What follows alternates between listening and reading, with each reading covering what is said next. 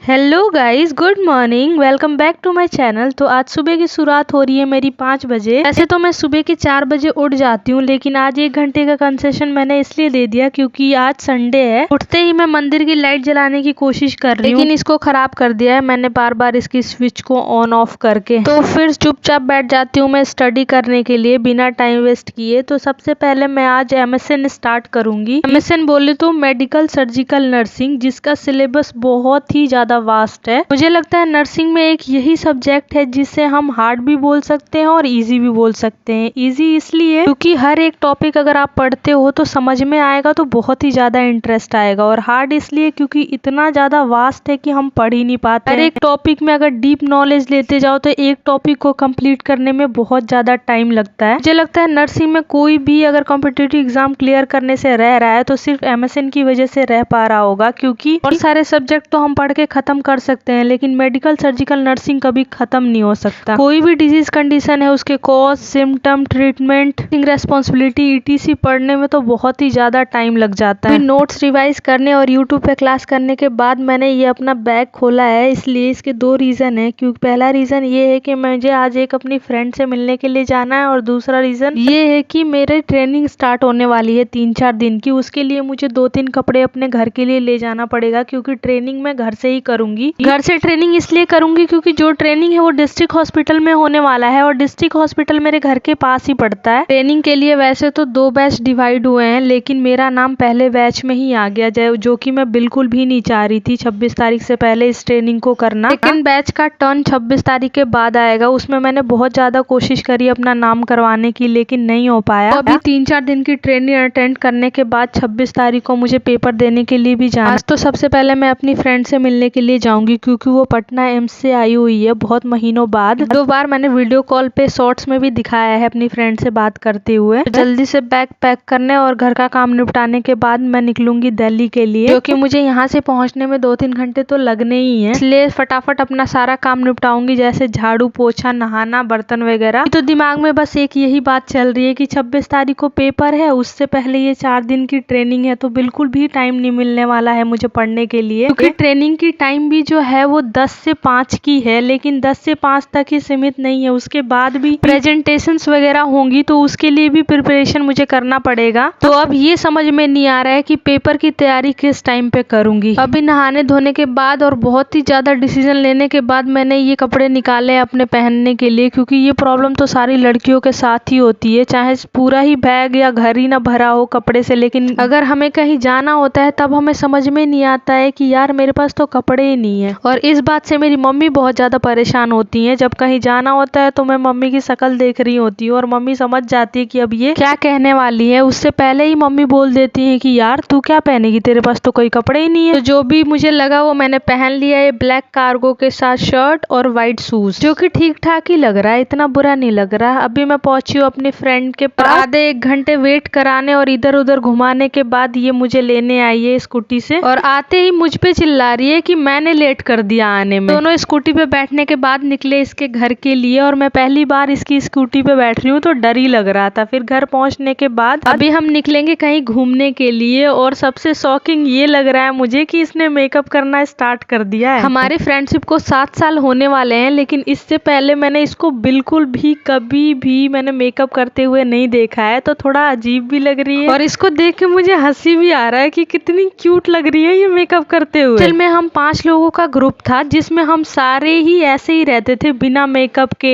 या फिर मतलब हमें मेकअप से कोई लेना देना ही नहीं था। लेकिन हम 5 में से बस एक थी जो बहुत ही ज्यादा अपने आप को लेके कॉन्शियस रहती थी और अलग अलग प्रोडक्ट्स ट्राई करती थी। तो जब भी हम कहीं जाते थे तो हम उसके कमरे में जाते थे और देखते थे कि वो कुछ लगा रही है, तो मैं और साक्षी जो मेरी ये फ्रेंड है, हम दोनों क्या करते थे कि उसे देखते थे कि वो कुछ लगा रही है, तो उसमें से ही थोड़ा थोड़ा लेके लगा लेते थे। उसके थ्रू ही हमें 1-2 प्रोडक्ट्स के नाम पता थे। लेकिन अभी तो ये एक्सपर्ट हो गई है मेकअप करने में, और अच्छा लग रहा है ऐसे देख के इसको। ब्रेकफास्ट करने के बाद हम निकले हैं घूमने के लिए, लेकिन हमें अभी पता नहीं है कि जाना कहाँ है। तो घूमते फिरते हम पहुंचे हैं CP। हमारा एक ये तीसरा फ्रेंड सचिन, इसको भी हमने बुला लिया, ये भी आसपास में ही रहता है। और इन लोगों को देख के मुझे इतना इंस्पिरेशन मिल रहा है, इसने अपनी जॉब तक छोड़ दी प्रिपरेशन करने के लिए। फिलहाल अभी जो मैं जॉब कर रही हूँ एज अ CHO, इसने भी ज्वाइन किया था, लेकिन जब इसको लगा कि मैं प्रिपरेशन नहीं कर पा रहा हूँ एंट्रेंस के लिए। इसने रिजाइन दिया, उसके बाद अभी टोटली प्रिपरेशन करने में ही टाइम लगा रहा है। इन लोगों से मिलने और बात करने के बाद बहुत ही ज्यादा मोटिवेशन मिल रही है मुझे। हमने थोड़ा बहुत घूमने के बाद खाए छोले भटूरे,